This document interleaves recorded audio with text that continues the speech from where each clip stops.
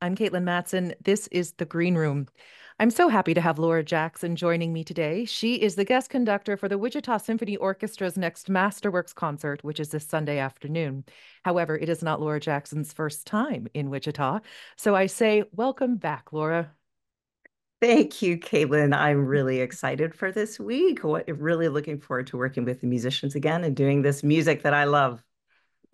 So, first of all, can you remind us, when were you here last? What were you working with the symphony on when you were in Wichita before?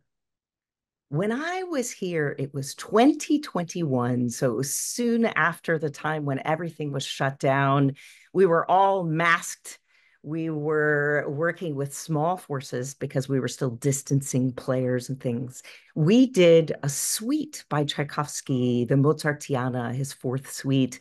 So that was a piece that you don't hear that often. It was a pleasure to embark in that repertoire. And we had a wonderful pianist and we had a great time, but it'll be so great to do this larger, more grand repertoire. And what a program it is. We have, a couple of crowd pleasers. We have things that people will leap to their feet hearing. Joyce Yang returns to the symphony as well to perform Grieg's piano concerto, Jean Sibelius's romantic second symphony. But the whole concert starts out with a work by Patrick Harlan. It will be unfamiliar to everybody in the audience. Can you give us an idea of what we'll be hearing? Sure. Patrick Harlan is a young composer that was born in Seattle. He now lives in Ann Arbor, Michigan. And he is super, super talented. This is a piece, Wilderness Anthology, that I have done with a few different orchestras now. I really, really believe in the piece. This is about soundscape ecology because Patrick not only loves music, he loves the natural environment. And what he does in this piece is he took a microphone out to some of the most imperiled and remote areas of the ecosystem, so in the Amazon and the Book Cliffs in Colorado and Utah, and recorded the sounds of nature. So insects, birds, everything that you could hear. And then he put those together with music. So we're like rocking out with crickets in the second movement and doing fun things. It's a great piece. That sounds really amazing. And this is selections from a larger work called Wilderness Anthology, but you're not Yes. performing the whole anthology, just a couple of movements or one movement? We are doing three different movements. So we're doing a movement called Reverence that is like shards of glass in a stained glass window. It's super interesting. Then we have the jungle disco, and that's where we have the crickets creating the rhythmic underpinning. And then the third movement we're doing is called Dawn Chorus, and that is it's sort of this ecstatic beauty of the sun coming up. Oh, wonderful. And I think the audience of Kansas that has such a deep love for the land and the prairie will specifically have an appreciation for his inspiration. Yes, I should mention too that he has a fairly new recording of the entire work. So if you like what you hear, go and get that recording. It is on his website. So just look up Patrick Harlan and you'll find it there. We'll talk more about Joyce Yang, the guest Yeah. artist, in a couple of moments, but I want to touch on the Sibelius. Jean Sibelius is one of those Romantic era composers that to know him is to love him, but sometimes it takes a while for people to know him or to actually hear a piece of his music live and in person. This second symphony is one of his most beautiful romantic pieces. We're going to listen to a snippet of the final movement, but can you give us your thoughts about this particular symphony? Absolutely. Sibelius is one of the most individualistic, unique, extraordinary composers that I have ever encountered. And I dearly, dearly love this piece. There is something about the way that he stirs from a very deep place. This music, by the time he wrote this symphony, it was 1901. Finland was being oppressed by Russian rule.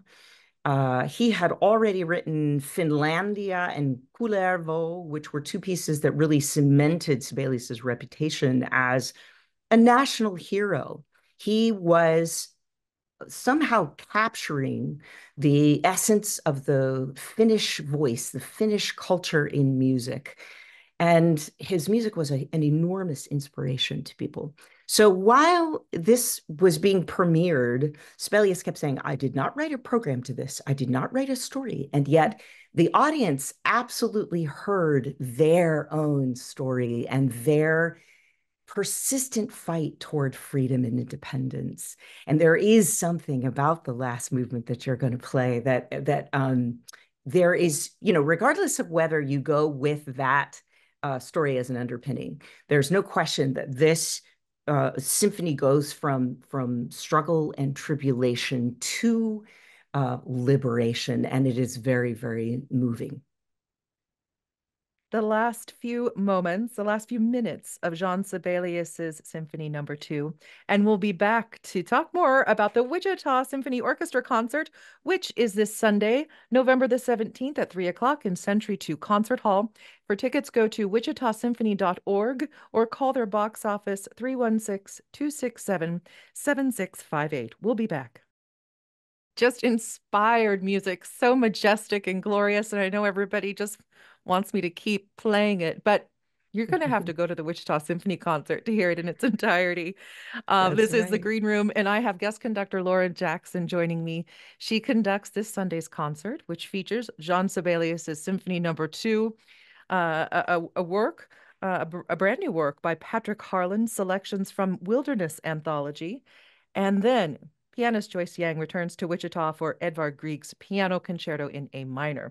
Hello, Laura. The Grieg, the Piano Concerto. I think if people might wonder, do I know the Grieg Piano Concerto? Have I heard it before? But I think all it would take was hearing that first chord to jolt their memory. Yes. Well, and what is so wonderful about this piano concerto is that even if you haven't, you are in for such a breathtaking experience. I mean, this concerto is so incredibly exciting. You will never forget it after you hear it the first time. And Joyce Yang is an exquisite artist, not only to listen to, but also to watch perform. It's something special. Yeah. Yeah, she is truly an extraordinary artist. She has such a powerful sound. She always has such a passion with which she approaches the instrument, and her interpretations are so deeply thought out. She's just a wonderful, wonderful artist, and it's a pleasure to make music with her. She approaches the work with the orchestra like chamber music. So she's always in dialogue with them. She's always aware of how they are contributing to what she's playing. So I think it's a thrill for everybody on stage and in the audience to have her there. Can you give us a bit of insight as to your experience when you're conducting the orchestra with a guest artist? You act as an interpreter of sorts. You're probably constantly listening to the artist, reacting from what they're giving you. And of course, it can change night to night. You know, what the artist chooses in the dress rehearsal could be wildly different with performance energy. What's that like? Well, I see my role when I work with a soloist. My role is to collaborate with them in realizing their vision of the concerto and of that composition. So I'm there to work with the orchestra to help that soloist shine and help this piece of music shine in the way that this soloist feels it and deeply believes it should go. So yes, it is. It's definitely sort of a roller coaster because you have this musical being that is basically in the driver's seat for much of it.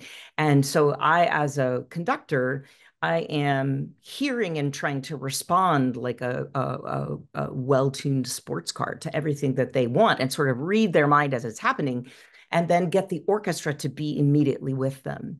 The fascinating thing for an orchestra is that they can't always hear everything that's happening around them as soon as they start making sound through their instrument, particularly if they're in the back rows and the brass instruments. So, it's my job to keep the train on the track, keep everybody together. But with the help of the musicians and with the artistry of our soloists, we make it all spontaneous and thrilling. And it's really wonderful when it all comes together. I bet it is. So looking forward to the concert. It is at 3 o'clock on Sunday, this coming Sunday, the 17th, at Century 2 Concert Hall. If you come 1 hour early, there is a concert talk that the maestra will be talking to the audience about the music and taking a deeper dive. I'll be there as well. So the concert talk is at 2 o'clock. For tickets, go to wichitasymphony.org or call their box office at 316-267-7658. Are you enjoying your time in Wichita? Are you eating well?